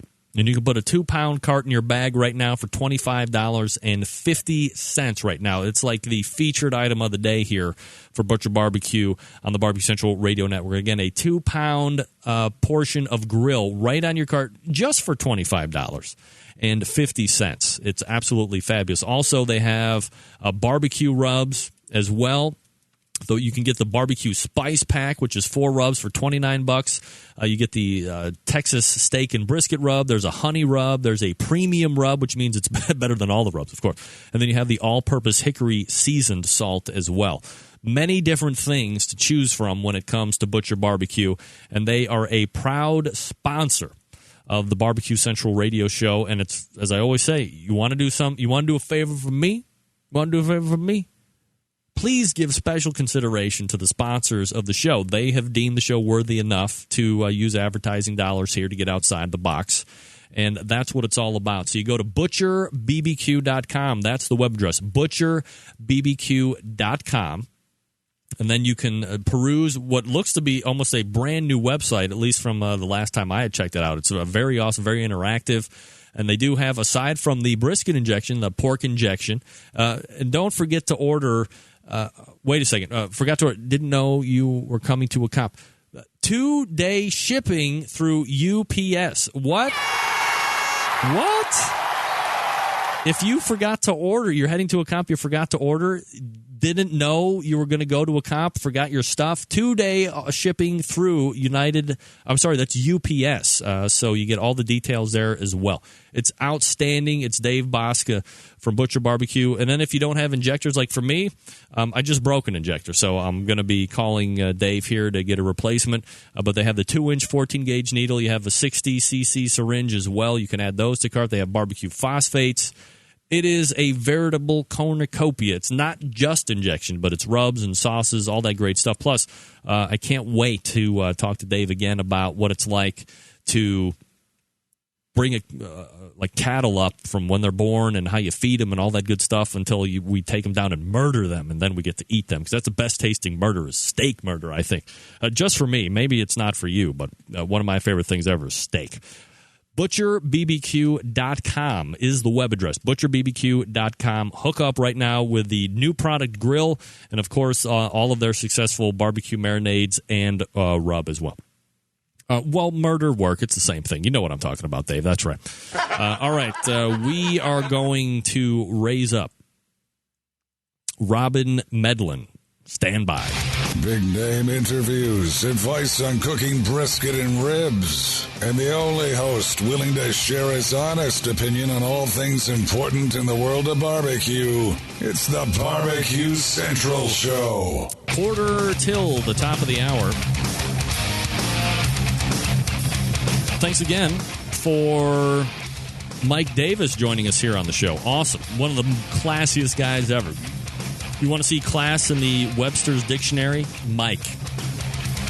Look for him in Gaffney this coming weekend, and then he'll be in Sam's, the Sam's Club event after that. Thanks again. LaudableBBQ.com. All right, let's head on over to the hotline. Join one of my favorite monthly contributors to the show. It's Robyn Lindars. Robyn, how are you, honey? Uh-oh. Robyn? Hello. Oh, it says we're connected. Wait a second. It's not. Quickly, Chris Rude, the show is going downhill. What? Hold on a second. Now I have to make sure that the phone rings and blah, blah, blah. This is the worst thing ever. That's right. Dave Bosca, everybody, look at you guys are going crazy. Outstanding. All right. Setting is not right, so now I have to dig into the email, blah, blah, blah. Let me know if you have issues calling. Robyn, guess what? I have issues calling you. It's not going to do me any good when I can't call you anyway. Just finding her number here. Give me a second. So what do you think about Mike Davis? Really one of the class acts out there on the competition scene, which is always nice, of course. Maybe this will work. God, I don't know. Let's see. No, I can't hear you. Can you hear me? Wait a second. She's probably hooked in. Do you have your microphone hooked in right? Everybody's drinking like crazy right now. I'm going to go to the cell phone hotline. Let's see. Oh, what? You're about to call a mobile phone number. Yeah, I want to continue. Call it. Damn it. Just hang up on her. Come on. Here we go. Watch me save this segment. All right. We're going to head over to one of my favorite monthly contributors, Robyn Lindars. It's Grill Girl. Robyn, how are you, honey? I'm great. How are you? I don't know. What's going on with Skype? Microsoft bought it, and it's gone right down the tubes. I don't know what the dealio is with that. I thought it was maybe just me and my, technical incapabilities or whatever, but that's not me. Yeah. No, Happy birthday, by the way. Hey, thank you Happy very late much. birthday. Well, I appreciate it. And my dad wanted me to make sure you got his Facebook message. Yeah, I did. Happy birthday. I was very happy to see. Evidently, you're a Cancer. My husband's a Cancer. Yes. Well, it's better to be a Cancer than have cancer. I always say that. That's right. Now, we have a lot to talk about. I apologize we're running a little late, but, Mike Davis is a star beyond compare, and he was just doling out great information. Hard to break away from that. But now that we have you on here, we have a number of things that we can talk about. And just as I was ending my conversation with Mike, we were talking about barbecue on television and how this seems to be getting more and more airtime. And of coincidentally, or not coincidentally, you happen to have a cooking channel segment coming up Tuesday, July 19th, from what I understand. Yeah. So I don't know if you guys have seen the show, but it's foodography. It is basically, the show is all about, it's like a food, and each episode is essentially like a biography on a different type of food. So they did one on grilling, and they reached out to me. So next Tuesday at 9 p.m., What?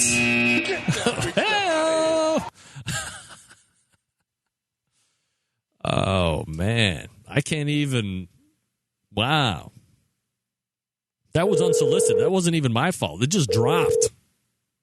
Drop it like it's hot. And you reach out to voicemail. Oh, no. Well, I'll leave you a message, all right? Leave you a message. Robyn. Hey, we're back. Look, if you don't want to do the show, just don't. You don't have to hang up on me. How brutal. I am on my cell phone. Sorry about that. I would love it if you guys tuned in. Let me know what you think. On the show, I'll be grilling. I actually did seafood. I did fish grilled in banana leaves that I chopped down in my backyard with a grilled mango avocado salsa. And we even did grilled cocktails, which, I love to do. And we have a mock grilling clinic, so that should be fun. And it'll be my 5 minutes of fame. But very exciting nonetheless. So hope you guys can tune in and tell me what you think. Do you have, I'm going to sound like an idiot here, but that's all right. When don't I? Do you have a banana tree in the backyard? I do. Really? South Florida is the tropics. So it's a little, South Florida is a little crazy. It's the tropics. You get iguanas, and I have wild parrots that perch on the power lines. So it's all kind of part of that whole South Florida tropical gig. So yeah. But if you don't have banana leaves, you can always use aluminum foil. I don't have banana leaves, but I do have hypodermic syringe needles that the junkies leave on the streets of Cleveland. Probably something that I don't want to use, right, when I'm wrapping meat.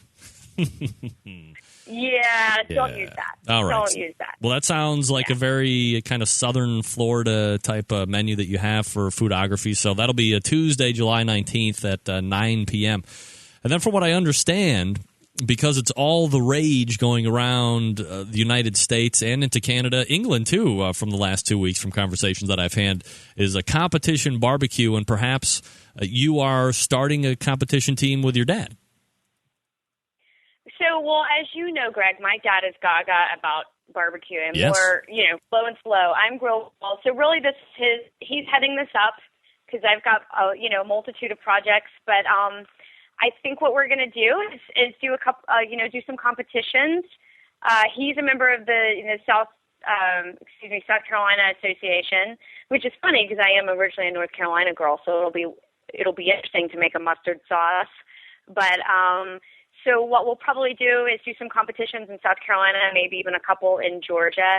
And his ultimate goal is to enter patio porkers at Memphis in May. Because as you know, we've been competing with a team, and I think he wants to take maybe a little bit more of an active role. And the name of the team that he has come up with is Grill Girl and the Barbecue Whisperers, which I think is very cute. It's a pretty long name. we'll probably just be the barbecue whisperers. I mean, for short and, for all intents and purposes. But yeah, I mean, honestly, I would love to do more stuff in Florida too. And I am a member of the FBA, but South Florida, like being in Miami, is so far from everything. I mean, it's a good 11 hours even just to get to the northern part of the state. So I think it makes more sense for me to go do more stuff in South Carolina and Georgia with him up there. And I was wanting to see what the crowd thought about this. My dad just got a Traeger. And, when I ask all my barbecue buds about it, I get mixed reviews. And I was wondering what you think about Traegers. Because, I mean, he is loving it. And he says it's really good about maintaining temperature. But, when I ask my friends, they're kind of like, eh. So what do you think, Greg, about the Traeger smoker? Well, here's the problem. I can only give you what I have heard from people that use them. I don't own a Traeger. I would like to own a pellet grill. I would have to say that if I was in the market for a pellet grill right now, because I have seen the Green Mountain grills in action, like personally, I would probably lean towards that. However, I think that when you're talking about pellet grills, Traeger was by far and away the one that blazed the trail to get these into any type of popularity, regardless of how they've kind of sold out from the more family-oriented company to whatever it is they are now. And since they lost the patent on the auger system, blah, blah, blah, we could talk about it for days. I know teams that use Traegers all the time, and they do very well with Traegers, regardless of if it's competition or if it's just back home. So I don't think for 1 second that your dad made a bad decision at all by getting a Traeger. I think he's going to have years of happiness with it. And if it's one thing that we know, you put in pellets, you can mix it and kind of create your own flavor profiles with the different flavor pellets that they eat. And you don't have to sit there and fart. Like me, I'm a pyromaniac. So when I get back to another smoker, it's probably going to be a stick burner of some form or fashion, just because I like to play with fire. But I would also like to have a pellet grill. So when I don't want to mess around with that, I can just turn it on, set it at the temperature I want it, put a lot of meat on it, and I know it's going to come out great. I think he's made an excellent decision. Absolutely. And your friends are idiots, by the way. Okay. Well, I'm excited. He's excited. I'm excited. As a family, it's going to be like our little family activity. It'll give me a lot of fun stuff to blog about, lots of good video footage. So I'm excited. I think I'll learn a lot. And so Dad's going to be the pit master, and I'm going to be in helping. So it'll be good. I mean, do you want to be up? Do you want to be up all night throwing sticks into the fire, or do you want to be able to have something that tastes just as good that's coming out of a Lang or a Close or a Gator pit, and still being able to look good when you're turning it in, right? That's a good question. I think I'm going to let Dad do all the work, and I'll just be like this, Yeah. No, I'll be helping. I mean, it's all about the having fun and being together as a family and drinking beer along the way. So whatever we cook on, as long as we're having a good time and not getting our butts whooped, will make me happy. Yeah, you got to go in knowing that it's part of the process, which is exactly why I will never compete. But that's a different roundtable discussion for a different day. One of the other things that I wanted to, when is your first contest? Have you guys set a date? I think we're going to look in September. There's one in September in South Carolina. I can't remember the date, but I'll let you know. So I'd like to see who we're going up against. And I mean, I'm totally the green person here, but it'll be interesting, to see what our competition is. I was surprised to find that the South Carolina Association is evidently much more active than the North Carolina Barbecue Association. Mm-hmm. I don't know. That's at least what I've heard. And I'm from North Carolina. You would think, that's such a barbecue state, but. We'll just see what happens. Yeah. I'm psyched either way just to be involved and get to know more people and spread the good barbecue karma and eat good food and learn a lot. So it will definitely be a learning experience for sure. All right, one last thing before I turn you loose here so we can make our 11 o'clock cutoff was this caveman-style porterhouse, which is currently on your blog. You did a roundup with Chris Grove from Nibble Me This and Larry from Big Dudes Rambling at his house in, is it Tellico Lake? Yeah, Lake Tellico. Oh, sorry, Tellico. That's the way to pronounce it. Yeah. I got to make fajitas with Chris Grove, who's an excellent cook, and while we were together, he taught me the blowtorch method of lighting a big green egg, which was pretty cool. And we had a traditional Texas-style barbecue with the brisket and the white bread, and you serve it in parchment paper, and it was the real deal. It was great. We just had a big blogger roundup, so lots of foodies getting together to eat good food on a beautiful lake and a nice pontoon boat ride. You can't really ask for much more, and we all get to blog about it and share our recipes, so it was excellent. All right, anything else of pertinent information that we need to know about before I turn you loose with the Grill Girl and the website? Yeah, be on the lookout. I'm working on a series of webisodes with a really good producer down here in Miami. He's worked on some Food Network shows before, so it's going to be very high quality, and I think there's going to be some really good stuff that we turn out, so I would love everyone's support and sharing it and spreading the word. It'll probably be like this August when the first one comes out, and hopefully you guys like it and want to spread the good barbecue karma. So thanks for having me, Greg. It's always a pleasure to chit-chat with you and get your input on pellet smokers and whatnot. All right. Well, I apologize for the technical issue, but we'll get it squared away for next month, and then we'll have a full segment with Robyn Lindars. Always appreciate the time, Robyn. Oh, of course. Great to chat. And I'll give Skype a call. Yeah, you hold them accountable for this. Otherwise, it's going to be over between us. I know. We're going to have to end that affair, and we'll work on it. But everybody, I hope you have a great night and happy grilling and barbecuing. All right, take care. There she is, Robyn Lindars. GRRRL.com, grillgirl.com. All right, let's get out quickly. Here we go. I got the last 30 seconds.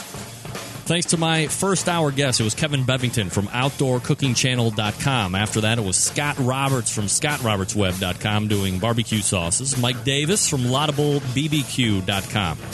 Talked about his big win in Greenwood, South Carolina, and he's got some competitions coming up here in the next couple of weeks that he'll be taking part in. Also, Robyn Lindars joined us. Grillgirl.com is the website, GRRRL.com. Don't forget, she will be on the Cooking Channel Foodography next Tuesday, July 19th at 9 p.m., so look for that. Hey, let me remind you to help control the grill rust population. You have raw cast iron grills. Make sure you season them with pan as they're cooling down each and every time you use them. That will keep them from getting rusty, which means it will not get rust. Season them every time. Help control the rusty grill grate population. Huge show loaded in for next week, as always. And until next Tuesday at 9 p.m. Eastern Standard Time, this is your program host and proud U.S. American, Greg Rempe. Good night now.